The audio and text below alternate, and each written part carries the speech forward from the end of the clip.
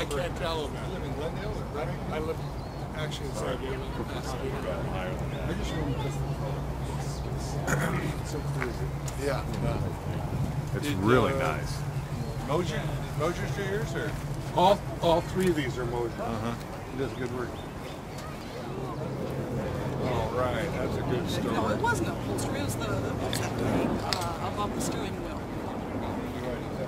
Dash. Yeah. Because we replaced it. Anyway, my name is Tom Sissel, and this is my wife, Chris. And we're original owners of this 69 Roadrunner I bought at Jack Ellis of Glendale in 1969. We had a 60 Volkswagen when I was in the Air Force, so we traded that in desperately to get this car. And I was broke probably for about 4 or 5 years till we paid it off. To tell them how much. And originally, I have the original contract with me, and it's we paid $3,800 out the door, tax and license. And we were strapped. Because we bought the red line Vogues with it, which brought it up to about $400 more, which it would have actually been about $3,400 out the door, tax and license. But it's been a great car. Chris and I have enjoyed it immensely, and we're going to hang on to it. Now, there's a story special about some special marks inside the car that are precious to you guys? Our eldest son that has this black one, he's 39 now, and he left his teeth marks in the dash. Yeah. It's still there. When he was teething. Yeah. So I never had the heart to pull the dash out because it's in such good shape. So he's got his little teeth marks in it.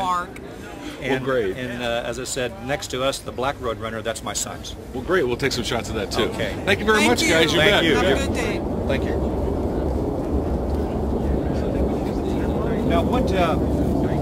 I'll give you a card. Oh, beautiful.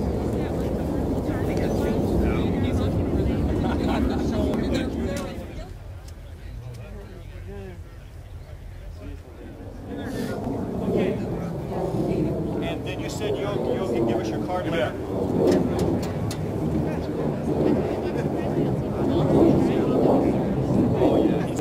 Bolts in on the hinges. It doesn't drop down. Okay, okay. So we had to take the thing back As out a result of and then grind out. No, well, actually, the gauges stayed, and then we had to grind out all of the little inside hinges on it, so it would just barely clear the Stewart Warners. I mean, we had a nightmare. but it looks but beautiful. We figured it out.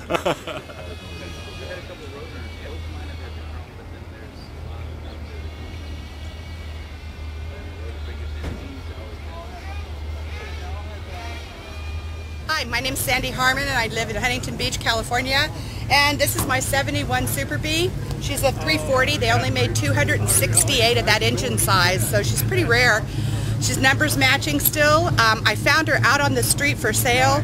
I don't think that the people had any idea what they had, but I was happy to snatch her up. 71 was the year I graduated, so the car is very nostalgic meaning for me. Right. I love her. Thank you. Great. That's great. You're welcome. Very I go to Barrett Jackson. I don't buy it. Nobody buys it. Well, that's it. You want to throw your wallet out. I'm better looking on eBay, probably. Like I said, Hi, my name is Rico Petrini, and I'm the owner of this 1964 Belvedere, Plymouth Belvedere Superstock 426 Hemi. It's an original car. It has it's correct drivetrain. It's one of the all-steel version. They had the two versions of the car. They had the lightweight version, and then they had the steel nose hardtop, and this is one of the steel nose cars. It's a non-post car. We started the restoration on this car about 6 years ago. When I bought it about 2001, and we really got into it about 2.5 years ago, and it took us about 2.5 years to compile all the parts and complete the car. It's been a very, very long process. It's in its correct colors, which are the E1 blue metallic and the light blue interior. It's a radio heater delete car, which most of them were. Again, the only lightweight component on this car, what makes it very different from the all-aluminum cars, is it has aluminum hood scoop. I don't know if you can see that. And that's pretty much the only lightweight stuff on the car, other than a few brackets here and there. And it also, most of these cars were raced back in the mid-60s, and you don't find too many of them around. The number I'm hearing is somewhere between 5 and 7 that are left total. Most people don't realize, because the street version of the Hemi car generally wasn't released until 1966, and this car was actually a street version car that was released in 1964. The production date was June 6th of 54, and the delivery date to University Motors in Chicago, Illinois was in June 23rd of 1964. And then it ended up in the South, where it was raced for some time and then parked. And it was parked for quite a while, because when I got it, it basically had 81 miles on it. We did a full restoration on the car. As you can see, pretty much every nut and bolt, and the hardest component to find on this thing, virtually most of it was there, 90% of the car was there, was the exhaust system. And I don't know if you guys have ever seen this before, but this is a factory correct exhaust system, and it's kind of wild because you didn't really realize what Chrysler did in those days. And it has a Chrysler, it's a cast header exhaust system, which most of the old racers threw away, and that's why you don't find too many of them around. So it's actually a very, very unusual part, and it was very difficult to locate. But the rest of the car was pretty much there, and we had the intake and the intake manifold, the carbs, the heads and all that, the block, all that was fine, no problem at all there. But basically that was a very, very difficult part to locate. The rest of the car, as you can see, is fairly well done. That's kind of as is delivered. Is what you see is what you get, other than they had 750 14-inch tires on them, and that was about it. They put them out on some ice skates, and away they went. So this is pretty much it. I appreciate it. Thank you. You, Brian. Well, thank you. You I bet. appreciate it. You I bet. hope I did okay on that. Really? Okay, we'll push over there. And Thank when you. I was when my baby born, I took the console off. Hello, my name is Bruno Ramirez.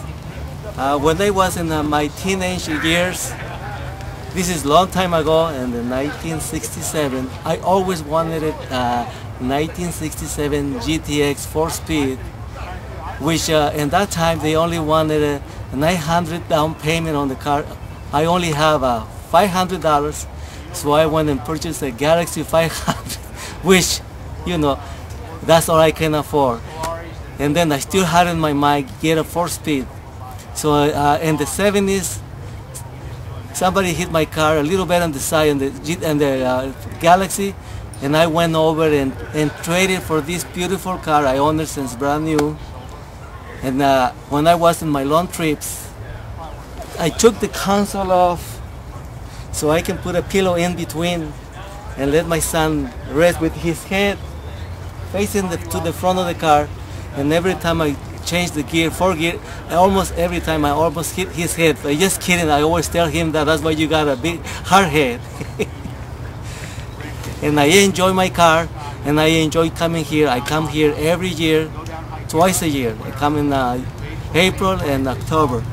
And I like to go to the one in Palm Springs too. It's a wonderful car show too. There's about 12 blocks, all beautiful cars. And please enjoy the show. Thank you. Thank you. Thank you. Now we'll get some shots of your car. We'll take some pictures. Okay, thank you very much. You're welcome. Want the doors open? Come back around front because of the air grabber. These